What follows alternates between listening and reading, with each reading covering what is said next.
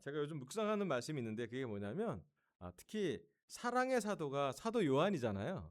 그래서 사랑이 넘치는 교회를 계속 묵상하면서 사랑에 대한 객상을 계속 묵상하고 있는데 우리 전반부에는 고린도전서의 사랑장에서 말씀을 사도 바울의 말씀을 전했고 또 사도들의 말씀을 전했는데 이 후반부에는 2026년 하반기에는 요한 1, 2, 3서를 사도 요한이 노년에 쓴 글을 갖고 말씀을 전하는 게 우리한테 좀 필요할 것 같다라는 생각이 들었고 묵상하고 있습니다. 그중에 오늘은 이제 사도 요한이 노년에 쓴 글 요한 1서의 1장 갖고 말씀을 좀 준비해 봤습니다. 좀 넘겨주세요. 오늘 설교 주제는요. 사랑의 사도 요한의 노년의 편지 요한 1서 1장의 말씀을 준비했습니다. 제목은 영원한 생명과 사귐입니다. 자, 그래서 잠깐 넘겨주세요. 잠깐 미안해요. 그 그림 나온 거 잠깐 보여주세요. 여기 보면 베노초 고촐리라는 그 화가가 산 산티아고 성당에 그린 그림 중에 요한에 대한 그림을 그렸는데 요한의 그림의 그 중요한 포인트가 독수리예요. 그림에 어떤 사도에는 사자가 그려져 있고 어떤 사도에는 여러 동물이 그려져 있는데 독수리처럼 하늘 높이 올라가는 신성과 영성이라고 해서 요한이라는 분의 그림에는 독수리가 좀 많이 있음이 좀 특징적이라고 볼 수 있습니다. 그러니까 즉 사도 요한은 하늘에 더 중심을 두고 하늘을 바라보고 하늘까지 가는 그것을 연상시킨다고 볼 수 있습니다. 자, 넘겨주세요. 그래서 왜 사도 요한 안의 편지를 우리가 좀 공부하고 배우고 실천해야 될까라고 묵상해 봤을 때 이 편지에 대한 지필의 배경과 또 그 과정이 저에게 좀 연결이 됩니다. 사도 요한의 요한일서 지필 배경을 좀 이해해 보려고 찾아봤는데요. 첫 번째로는 이것을 쓴 시간이 한 예수님 태어나시고 난 다음에 한 85에서 95년 정도. 또 장소는 에베소 교회. 그러니까 1세기 제자들이 거의 끝나갈 무렵 그들의 삶의 초기 교회가 초기 교회가 시작됐지만 이제 거의 육안으로 예수님을 봤던 사람이 떠나가는 시점에 거의 마지막 시점에 썼다라고 추정이 되고요. 또 에베소 교회도 마지막에 그가 그 밤모섬에 추방당해 왔다가 마지막에 그의 마지막을 했던 것이 에베소라고 추정하고 있습니다. 특히 여기 사도 요한의 개인적인 상황이 뭐냐면 12제자 중에 아마도 마지막 생존 목격자가 아닐까 추정하고 있습니다. 베드로와 바울은 60년 AD 60년에 로마에서 순교됐다고 전성은 기록하고 있습니다. 그리고 여기 사도 요한의 형이 있죠. 야고보는 44년에 먼저 순교했습니다. 사도 요한은 노년의 원로 사도이자 목회자로 남았고 예수님을 직접 봤던 증인으로서의 삶으로 그는 이 편지를 적습니다. 근데 교회적 상황이 좋은 것도 너무 많고 교회가 많이 폭발적으로 성장했지만 핍박도 많았고요. 하지만 또 교회 안에 문제도 있었습니다. 그 중에 하나가 뭐냐면 공동체 내 안에 실제 분열이 발생을 했습니다. 2장 19절에 보면 그들은 우리에게서 나갔다고 표현했는데 그게 왜 그러냐면 초대교회에 심각한 분열이 좀 생겼어요. 그 생겼던 이유 중에 하나는 좀 어려운 얘기지만 거짓 가르침 두 개가 생겼는데 첫 번째로는 가연설이라고 그래서 그리스도가 실제 육신이 아니라 영으로만 나타났다라고 보여준 주장이 있었습니다. 이 주장은 이렇게 플라톤 철학처럼 이원화 생각하는 사람한테 딱 들어맞았어요. 그 시대에 그리스 로마 그 철학 체계랑 딱 맞았기 때문에 대단히 설득력이 있었습니다. 그래서 지적인 사람, 그다음에 그런 논리나 그런 어떤 이상적인 세계관을 갖고 있는 사람한테는 딱 들어맞는 가르침이었어요. 그래서 실제로 교회가 대단한 고통을 받았습니다. 두 번째로는 이제 이 가연성과 연결되는 건데요. 영지주의가 있습니다. 영적 지식만 있으면 육체의 죄는 무관하다는 도덕적인 방종이 생겼습니다. 그래서 완전 반대되는 두 양극화를 보입니다. 그러니까 너무 영성을 추구한 나머지 이 세상의 육체적인 건 아무것도 아니다라는 사람이 있고 반대로 율법주의처럼 율법주의 반대 성향이 나온 거죠. 유대인들의 그 어떤 행동 또는 율법 중심의 그 반대 행동이 양극화되는 모습이 보입니다.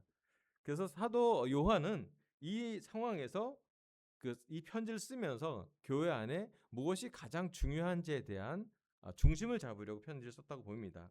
여기 몇 가지 자기의 지필 목표에 기록되어 있는데요. 사귐을 회복하는 것, 또 죄를 짓지 않게, 그다음 미혹하는 걸 경계할 수 있도록, 마지막엔 영원한 생명의 확신을 가질 수 있도록 아주 중요한 본질에, 그러니까 복음의 본질에 더 가까이 갈 수 있도록 교회를 집중시킨 것을 볼 수가 있습니다. 사도 요한은 자신을 예수님이 사랑하신 제자라고 표현합니다. 요한복음에 그렇게 기록되어 있어요.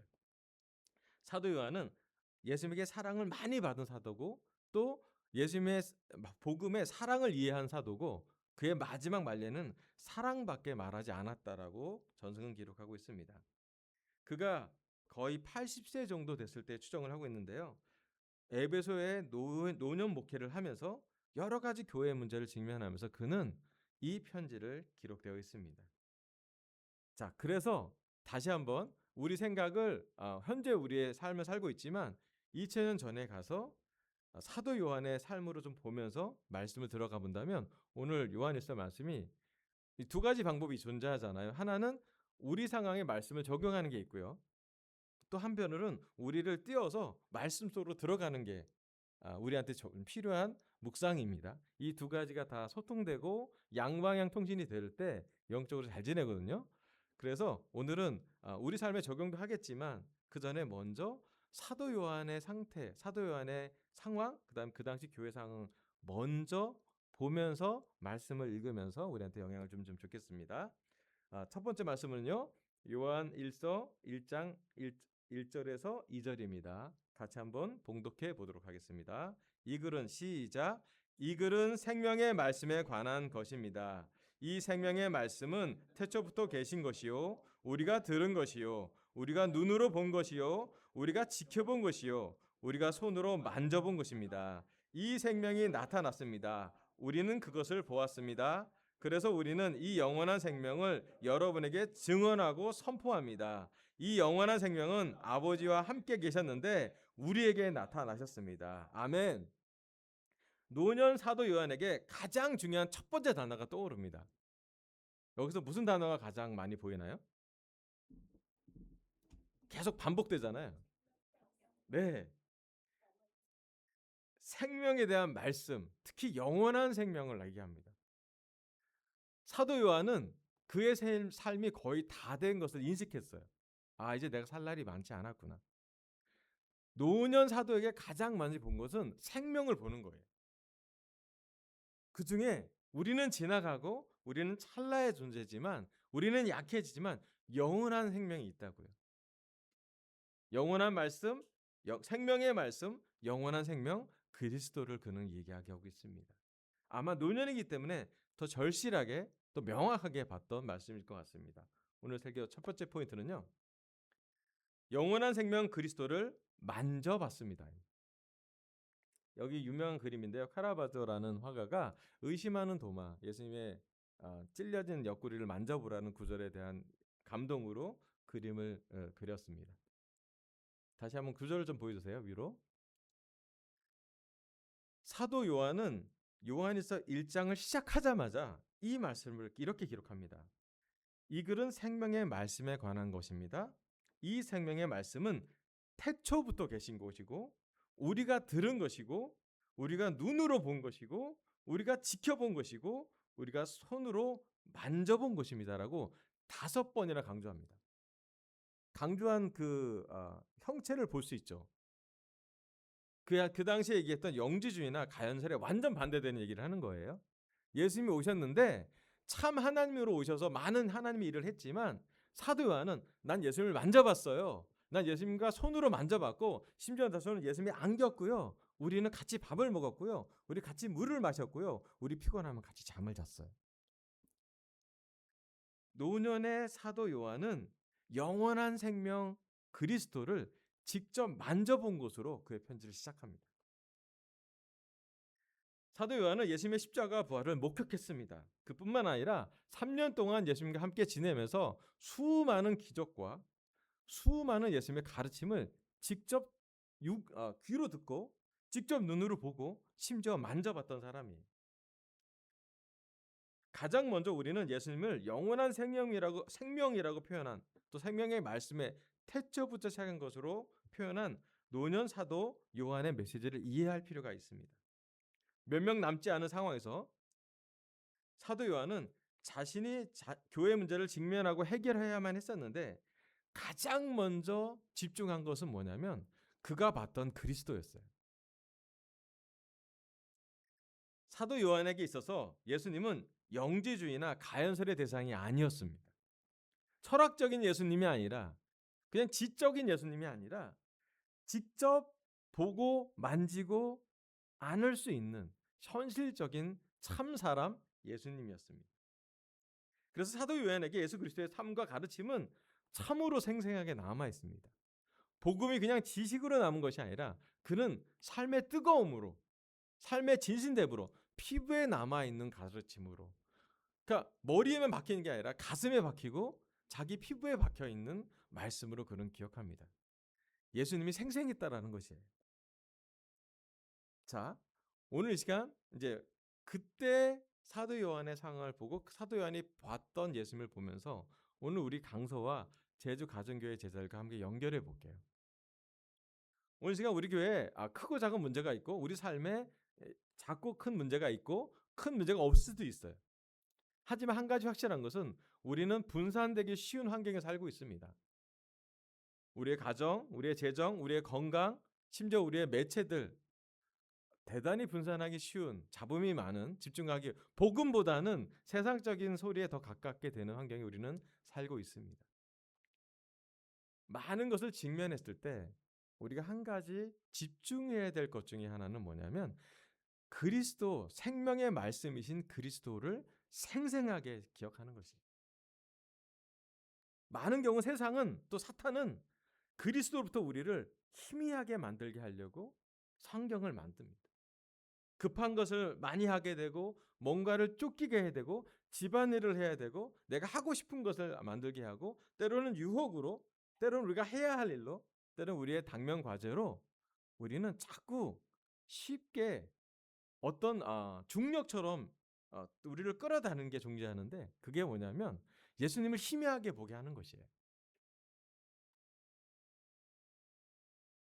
사도 요한에게 있어서 예수님은 어제 만난 것처럼 생생했고 다시 오늘 오후에 올 것처럼 기대하고 계셨어요. 나이가 아무리 들었던 아마 20대 초반 또는 10대 후반에 만났더라고 추정을 하는데 그리고 80대면 거의 60여 년 이상을 예수님 못 봤잖아요. 그런데 사도 요한은 예수님이 선명히 기억이 났어요. 마치 어제 만진 사람처럼 마치 오늘 오후에 올 사람처럼 그는 기억하고 있습니다. 왜 그러냐면 사도 요한은 예수님의 사랑을 지금도 느끼고 있고 과거도 깊게 느꼈고 그가 마지막 눈을 감은 날까지 어쩌면 순교당하지 않은 유일한 사도로 기록되어 있는데 그의 마지막 삶까지 그는 이 뜨거운 사랑을 놓치지 않고 있었습니다. 예수님에게 안겼던 사도, 예수님의 말이 합리적으로 잘 들렸겠지만 또 한편으로는 정서적으로 충분히 느꼈던 영육간의 또는 정신적인 필요까지도 완전히 채우셨던 예수님. 아마 사도 요한에게는 예수님이야말로 전인격적인 영혼과 육체와 심지어 감정과 정신까지를 포함해서 그를 사랑해줬던 정말 참 사람, 참 하나님이라고 생명의 말씀이라고 기록합니다. 그가 더 약해질 때마다, 그가 눈이 힘이 될 때마다, 자기 생명의 불이 꺼져가고 있음을 느낄 때마다 그는 더 선명하게 영원한 생명과 영원한 말씀을 집중하고 있었어요. 참 그게 참 놀랍다는 생각이 들었습니다. 사도 요한은 늙었지만 어쩌면 영원한 생명의 말씀으로 존재하시는 예수 그리스도는 변하지 않으셨어요.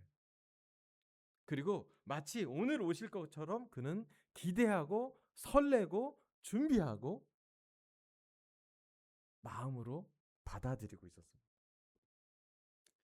오늘 강서와 제주 가정교회 제자들에게 한번 연결시켜 볼게요. 오늘 우리 예수님과의 추억은 얼마나 생생하게 우리 마음에 함께하고 있습니까? 예전에 예수님이 날 사랑한 건 나는 기억합니다. 맞아요. 우리 그래요.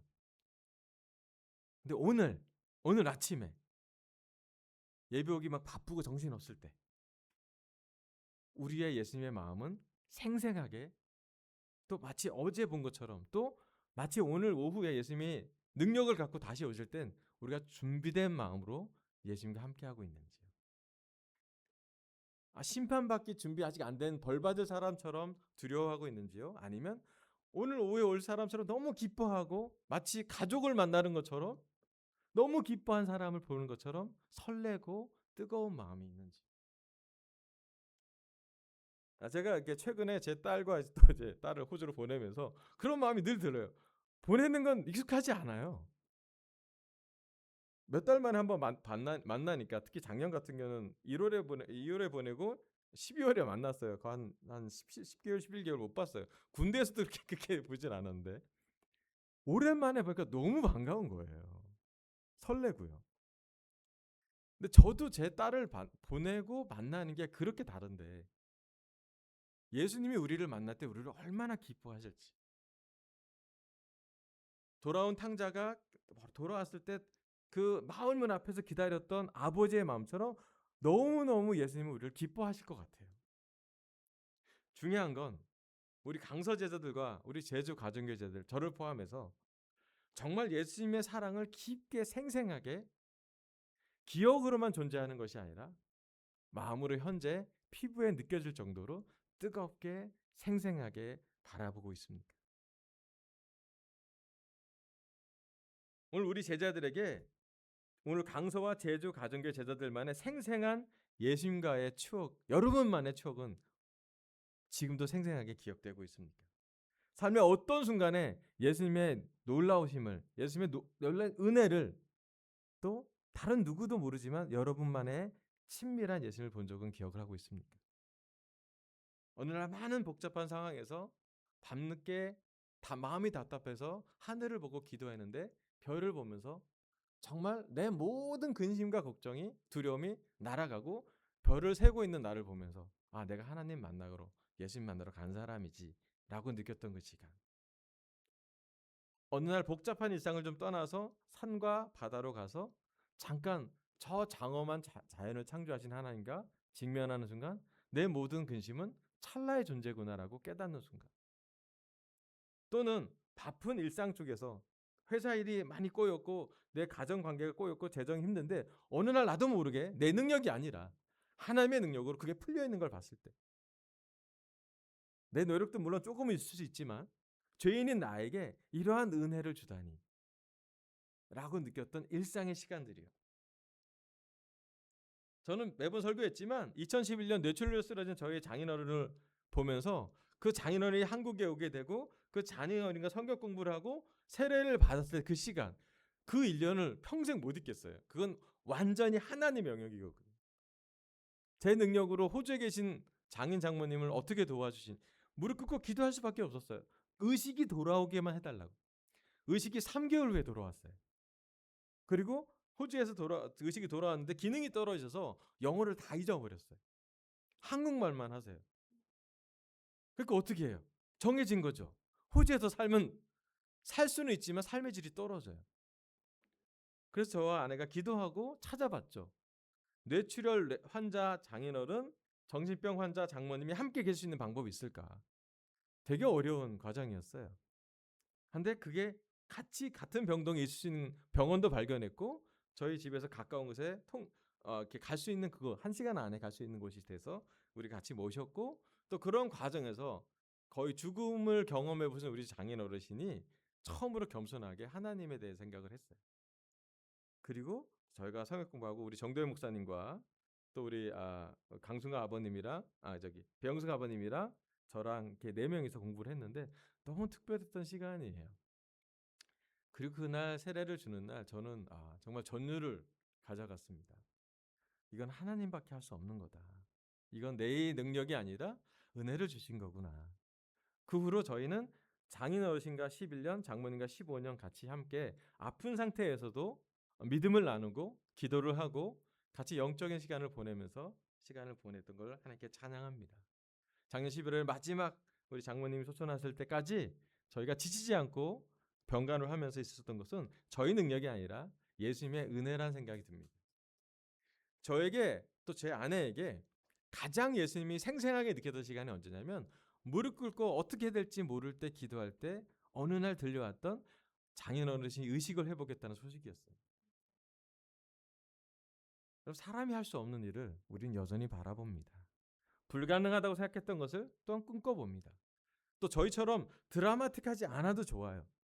어느 날 여러분의 잔잔한 조용한 콰이타임 시간에 느꼈던 예수님. 그리고 도저히 마음이 바뀌지 않을 것 같은 한 사람이 마음을 열 때. 그리고 교회 안에서 어떡하지 많은 문제가 있는데 내 능력이 아니라 하나님의 능력으로 해결되는 것을 보면서 우리는 생생하게 그리스도를 만져본 기억이 있을 것입니다. 사도 요한은 영원한 생명 그리스도를 직접 보고 듣고 만져보고 그리고 기억합니다. 그의 말년에는 그리스도밖에 남지 않았습니다. 그리고 그리스도를 만난 걸 꿈꾸고 그리스도가 모든 나의 분산된 것에 집중된 것이 아니라 집중된 단 하나 그리스도를 보면서 그는 모든 교회 제자들에게 여기에 집중하라고 이야기하고 있습니다. 요즘처럼 하루가 보내기 덥고 습하고 지치고 쉽게 짜증이 나고 복잡할 때 여러분 예수님과 보냈던 특별한 시간을 기억해 보시고요. 여러분 삶에 임했던 하나님의 은혜를 기억해 보시고요. 더 나아가서 힘들더라도 여러분만의 조용한 예수님과 시간을 찾기를 바랍니다. 쉽지 않아요. 해야 될 일도 많고 쫓기는 것도 많고 저한테 요구되는 것도 많지만 지금 잠깐 아무리 회사 일이 바빠도 아무리 집안일이 많아도 아무리 내 고민이 크고 작던 간에 쉬고 싶을 때 정말 쉼을 주시는 그리스도에게 가서 영원한 분에게 가서 흔들리지 않는 말씀을 복음을 주시는 분에게 가서 흔들리는 우리 마음 영원하지 않는 우리의 상태를 도움을 받기를 간절히 바랍니다. 사도 요한은 그렇게 해서 이 편지를 시작합니다. 아멘. 넘겨주세요. 요한일서 1장 3절에 4절입니다. 같이 한번 읽어볼게요. 마지막 구절이 한 구절 더 있는데 한번 읽어보도록 할게요. 우리가 시작. 우리가 보고 들은 바를 여러분에게도 선포합니다. 우리는 여러분도 우리와 서로 사귐을 가지기를 바라는 것입니다. 우리의 사귐은 아버지와 또 그의 아들 예수 그리스도와 함께 하는 사귐입니다. 우리가 이 글을 쓰는 것은 우리 서로의 기쁨이 차고 넘치게 하려는 것입니다. 아멘. 사도 요한은 우리 모두를 사귀기를 원해요.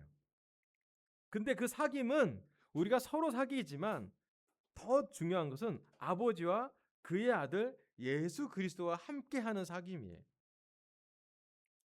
제 설교 두 번째 포인트 넘겨주세요. 예수 그리스도와 사귈 때 기쁨이 차고 넘칩니다. 여기 카라부자라는 화가가 또 엠마오의 저녁 식사에 엠마오의 제자들이 예수님이 죽으셨다는 얘기를 듣고 자기 엠마오라는 곳을 갔을 때 한 저녁 식사에 말씀으로 마음이 뜨거웠던 장면을 그림으로 그려놓습니다. 우리의 기쁨이 차고 넘치게 될 때는 자주 있지 않습니다. 그렇지 않아요? 우리가 원하는 거 얻었을 때 우리가 잠깐 기쁘긴 하죠. 우리 관계가 좋아졌을 때 잠깐 좋아지기도 합니다. 하지만 기쁨이 차고 넘치게 될 때는 그리스도 예수님과 사귈 때 그 기쁨은 다른 기쁨이에요. 사도 요한은 예수님은 공경의 대상이자 사랑의 대상이었습니다. 권위도 있었지만 사실은 그 권위와 함께 더 친밀하고 개인적인 깊은 사랑을 경험했습니다. 사도 요한은 교회 문제를 해결하기 위한 목자 이전에 영원한 생명이신 예수님과 아버지와의 사귐을 명확히 기록합니다. 노년의 사도 요한은 예수님과의 첫사랑을 생생히 기억하고 있고요. 예수님을 생각하면 자연스럽게 기쁨이 차고 넘쳤던 것 같아요. 예수님의 제자로 사도 요한은 3년의 짧은 예수님과의 추억을 갖고 60여 년 이상, 즉 80세 이상까지 살면서 그 긴 시간을 놀랍게도 기쁨이 차고 넘치는 삶을 살게 됩니다. 감사하고 기쁘고 놀라운 경험도 했겠죠. 하지만 한편으로는 예수님 떠나고 난 다음에 크고 작은 고난과 핍박, 심지어 교회에서 떠나가는 사람들도 보게 되는 어려운 것도 상처도 받습니다. 게다가 예수님과 함께 예수님을 직접 목격했고 증언했던 동역자들, 사도 베드로, 그 인도자, 그리고 자기의 친형 야고보 형도 순교한 것을 다 지켜봤을 거예요. 그가 어떻게 했을까?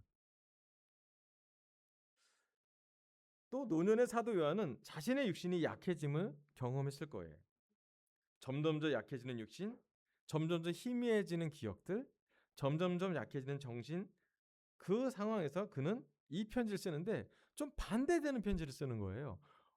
어떻게 사귀는데 기쁨이 차고 넘칠 수가 있는지. 제가 보는 대부분의 인간관계는 잠깐은 기뻐요. 신혼부들 잠깐 어디 잠깐 기쁘잖아요, 저희가. 뜨거워요. 근데 2, 3년만 지나가면 많은 심리학자들은 또 뇌과학자들은 꺼냈습니다. 사람 관계 2, 3년 지나면 새롭지 않다고. 그 뇌에서 분비되는 그 화학이 달라진대요. 근데 어떻게 사도 요한은 그의 마지막까지 기쁨이 차고 넘칠 정도로 생생했을까? 구절한 걸 보세요. 시편 1편 2절에 3절 제가 읽어보겠습니다. 오로지 주님의 율법을 즐거워하며 밤낮으로 율법을 묵상하는 사람이다. 그는 시냇가에 심은 나무가 철마다 열매를 맺으며 그 잎이 시들지 아니함 같으니 하는 일마다 잘 될 것이다. 아멘. 이 사진은요. 제가 그 기자님 가까운 곳 서서울공원 가서 러닝하면서 찍은 사진이에요. 여기 이렇게 호수를 만들어 놓으니 그 주변으로 나무가 항상 건강해 보여요. 관리를 잘하겠죠. 공원관리원이 잘하겠죠, 물론. 그런데 시냇가에 있는 나무는 뿌리가 깊게 박히는 순간 철마다 열매를 맺고 그 잎이 시들지 아니함 같다라고 시편 1편의 저자는 기록합니다. 마르지 않는 샘물, 복음은 이렇게 얘기하죠. 끊이지 않는 기쁨, 또한 복음은 이야기합니다. 지금 제가 마약을 얘기하는 게 아니에요.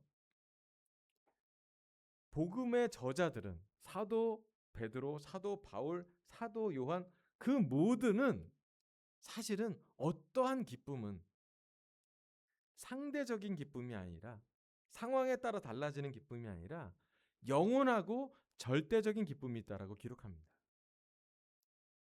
어쩌면 우리 강서와 제주 가정교제들도 그 기쁨을 조금은 맛봤기 때문에 우리 삶의 크고 작은 많은 어려움 속에서도 우리는 이 자리에 모여 있다라고 저는 믿습니다. 다시 돌아와서 우리가 영원한 생명, 영원한 기쁨에 참석했던 그 시간을 기억해 보시길 바랍니다. 우리가 선거교회 처음 왔을 때 그 어색함과 성경 공부할 때 그 치열했던 시간들, 아무리 바빠도 밤늦게까지 성경을 읽던 그 시간들, 그리고 누군가 같이 성경 공부하고 마음을 열 때 나도 마음을 열고 이 사람이 누굴까? 이 교회가 무엇일까?라는 많은 의심과 걱정이 있던 상황에서도 우리는 마음을 열어서 이 자리에서 진행을 했죠. 그럼 어느 시간 교회나 상황보다 말씀에 내 마음을 더 집중한 시간이 있었습니다. 우리는 죄를 고백했고 죄를 회개했고 회개하는 그 시간 우리는 세례를 받는 놀라운 결정을 하게 됩니다. 침례를 받을 때 우리는 참 죄책감과 감사함이 이렇게 양가 감정에 있는 그 시간을 보냈을 거라고 생각이 들어요. 저는 제가 세례 받을 때 막 그다지 기쁘지 않았어요. 왜냐하면 수치심도 있었기 때문에 이거 어떻게 좀 많이 지나가야 된다 생각을 들었는데 편지도 막 썼는데 되게 어색했어요. 첫 편지니까 하나님께. 그런데 제가 한 가지 본 건 뭐냐면 저를 세례 주는 모든 형제들은 다 기뻐하는 거예요. 정말 이 세상에서 그렇게 저가 세례 받는 걸 기뻐하는 그걸 본 적이 많지 않아요. 너무너무 기뻐하는 거예요. 사실은 세례 받는 사람은 난데 세례 주는 사람이 더 기뻐하는 입에 벌린 게 보여요. 그 시간이 기억이 납니다.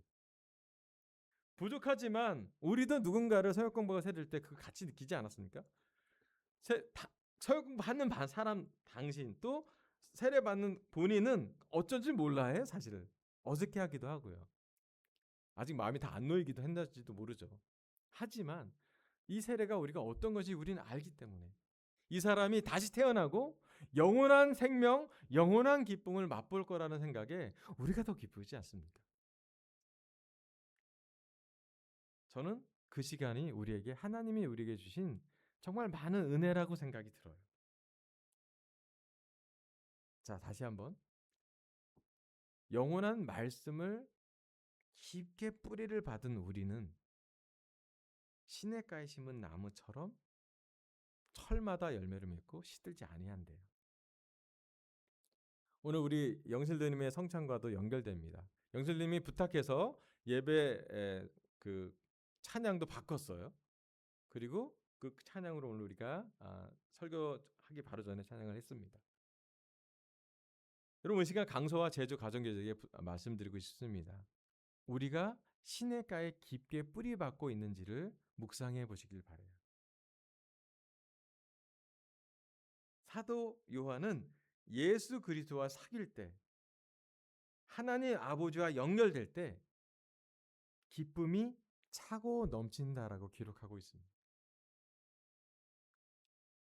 물론 자기 삶에 약해지는 육신도 있을 거고, 해결해야 될 많은 교회 문제도 있을 거고, 여러 가지 많은 크고 작은 어려움도 있었겠지만 아직도 여전히 사도 요한은 기쁨이 차고 넘치는 사람이었습니다. 때로는 우리 삶의 기쁨을 육체적으로, 정신적으로, 감정적으로 기쁠 것도 중요하지만요. 중요해요. 필요를 채워야 되니까요. 하지만 차고 넘치는 기쁨은 그리스도에게서 오심을 기억해 보시면 좋겠습니다. 요즘처럼 덥고 지치는 날이 있다면 여러분 조용하고 시원한 곳에 가셔서 말씀을 묵상해 보십시오.